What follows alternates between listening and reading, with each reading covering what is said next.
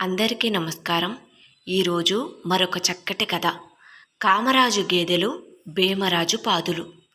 కాతేరు గ్రామంలో కామరాజు అనే కరణాల పిల్లవాడొకడుండేవాడు. చిన్నప్పుడే తండ్రి పోవటం వల్ల చదువు సంధ్యలు ఏమీ అబ్బలేదు.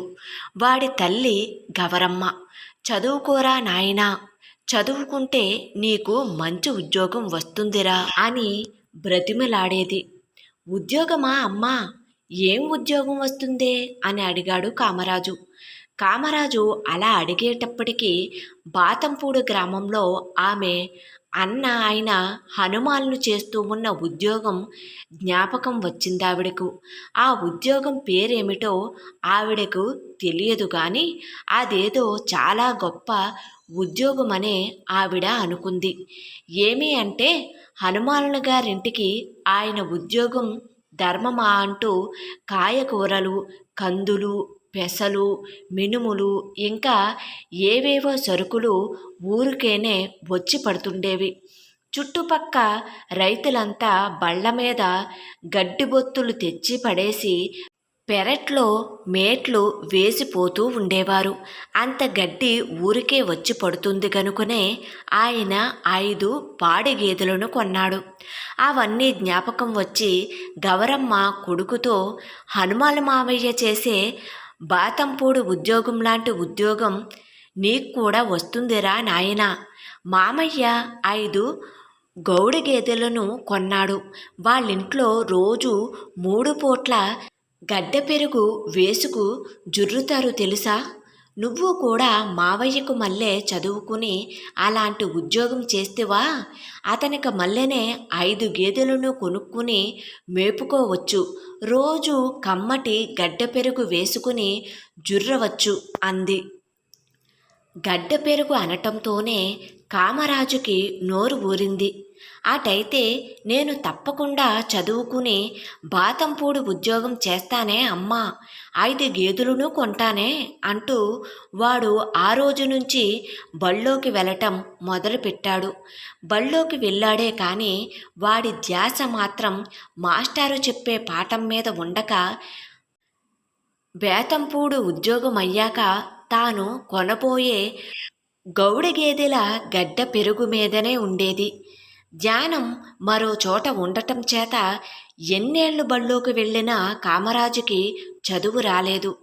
బేతంపూడి ఉద్యోగం చేసేటంత చదువు కాదు కదా, చేవ్రాలు చేసేపాటి చదువైనా అబ్బలేదు.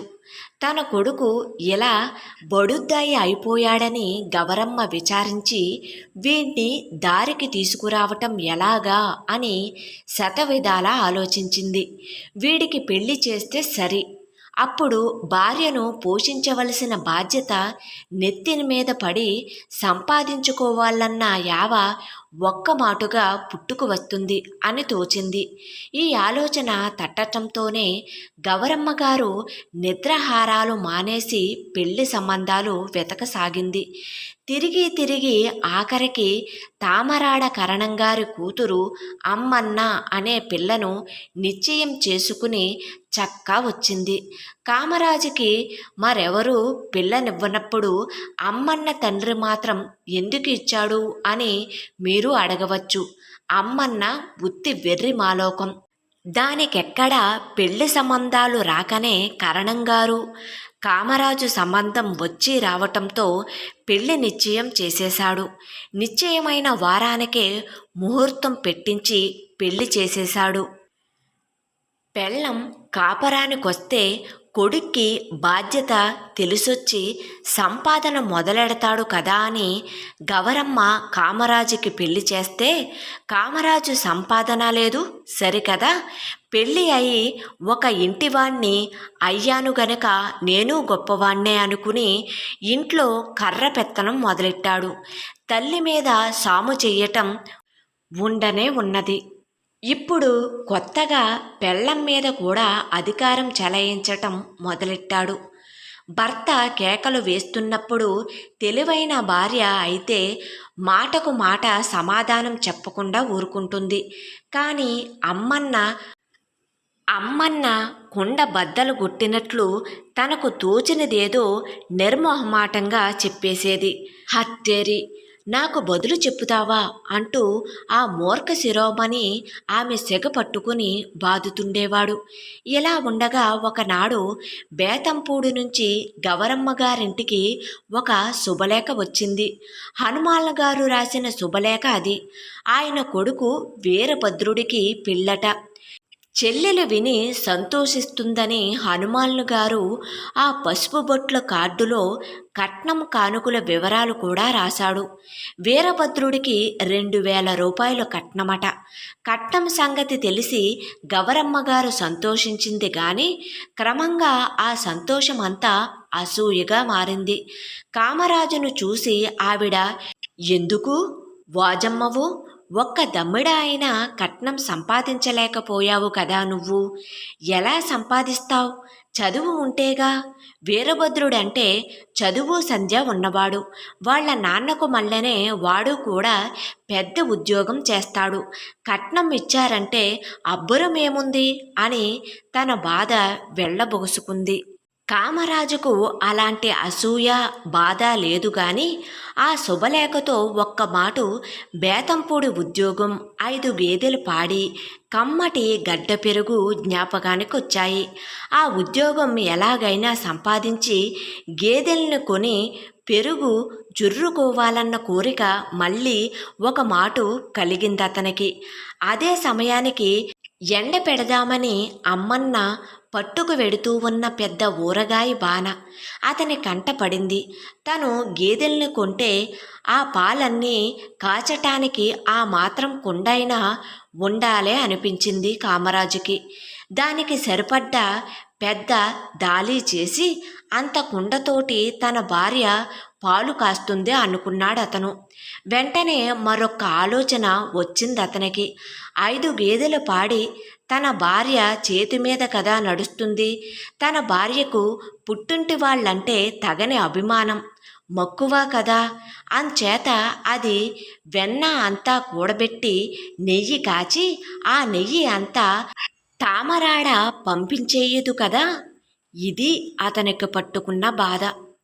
ఆ సంగతేమిటో అప్పుడే తేల్చుకోవాలని తోచి కామరాజు అమ్మన్నని నిలుచున్న పట్నానే రమ్మన్నాడు. ఆ అమ్మాయి వచ్చి ఎందుకు అని అడిగింది. నాకు బేతంపూడి ఉద్యోగం అయితే గీతే నువ్వు 5 గేదెలు పాడి చేస్తే గీస్తే మా వాళ్ళకి పోస్తావా, మీ వాళ్ళకి పోస్తావా అని అడిగాడు కామరాజు. మీ వాళ్ళెందుకు పోస్తాను, మా వాళ్ళకే పోస్తాను అన్నది అమ్మన్న. ఆ మాట వినేటప్పటికీ కామరాజుకి ఒళ్ళు మండిపోయింది. ఉబ్బెత్తుగా లేచి వెళ్ళి మీ వాళ్ళకే పోస్తావేం, మీ వాళ్ళకే పోస్తావేం అని పళ్ళు కొరుకుతూ అమ్మన్నను తెగ బాధటం మొదలుపెట్టాడు. అమ్మన్న చేతిలో ఉన్న ఊరగాయ కుండ క్రింద పడి బడీలుమని ముక్కలైపోయి ఊరగాయంతా నేలపాలైపోయింది. అదే సమయానికి వాళ్ళ వీధి తలుపు కూడా బళ్ళుమని చప్పుడై తెరుచుకుని చెయ్యెత్తు మనిషి ఒకడు లోపల ప్రవేశించి భార్యని బాత్తున్న కామరాజును జుట్టు పట్టుకుని కింద పడేసి గొడ్డును మోదినట్లు మోదటం మొదలెట్టాడు. ఆ దెబ్బలతో కామరాజు చచ్చిపోయాన్రోయ్ అని గోల చేయసాగాడు. ఆ గలాబా విని లోపల నుంచి గవరమ్మగారు, పక్కింటి నుంచి పేరమ్మగారు, వీధిలోంచి వీరమ్మగారు పరిగెత్తుకొచ్చి కామరాజును ఆ వచ్చిన భీమరాజు చేతుల్లోంచి తప్పించారు. ఆ వచ్చిన భీమరాజు మరెవరో కాదు, అమ్మన్న అన్నగారే. చెల్లెల్ని పండగకు పుట్టింటికి తీసుకువెళదామని తామరాడ నుంచి వచ్చిన కామరాజు బావమరిది. అక్కడ మూగిన అమ్మలక్కలంతా సంగతేమిటో తెలియక విస్తుపోయి చూస్తుంటే గవరమ్మే ఆఖరికి భీమరాజును అడిగింది. ఏం భీమరాజు, కామరాజుని అలా బాధేశావు అని. వీడు మా చెల్లెల్ని ఎందుకు బాదుతున్నాడో కనుక్కోండి ముందు అన్నాడు భీమరాజు.